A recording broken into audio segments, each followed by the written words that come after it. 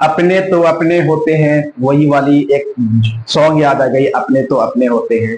कल इजहार अस्फी साहब के साथ असद साहब इजहार अस्फी के घर पे जाते हैं, उनसे मुलाकात करते हैं और तमाम शिकवा गिला को दूर कर देते हैं।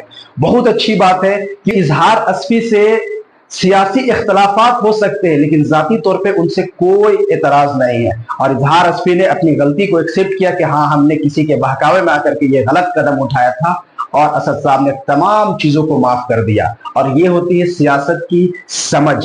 इलेक्शन के टाइम में जो टिकट के टाइम में एमआईएम का विरोध कर रहे थे, पुतला जला रहे थे, अब कहां है असद साहब? आए तो नहीं दिख रहे।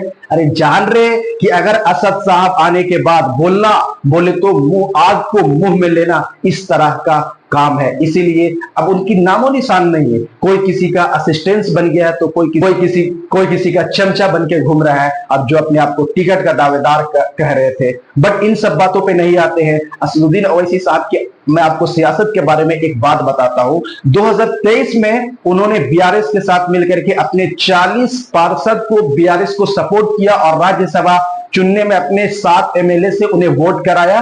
और उसके बदले में उन्हें क्या मिला? तो फरवरी 2023 में उन्हें एक एमएलसी मिला रहमत बैग के तौर पे।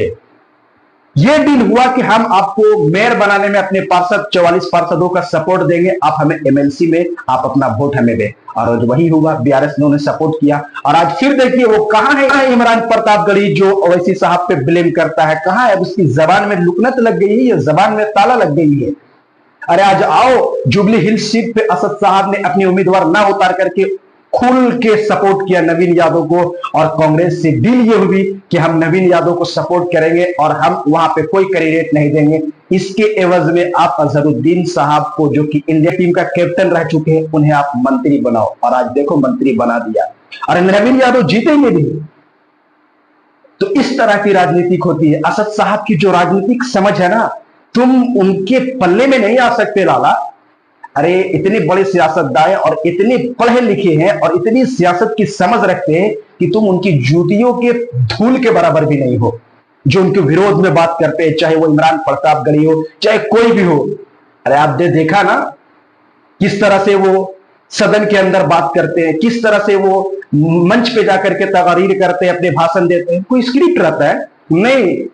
ये होती है सलाहियत और ये होती है बोलने की ताकत। और असद साहब बहुत अच्छे नेता है और बिहार में इस बार छाने वाले हैं, किंग मेकर बनने वाले हैं। दिल से सलाम है असद साहब को।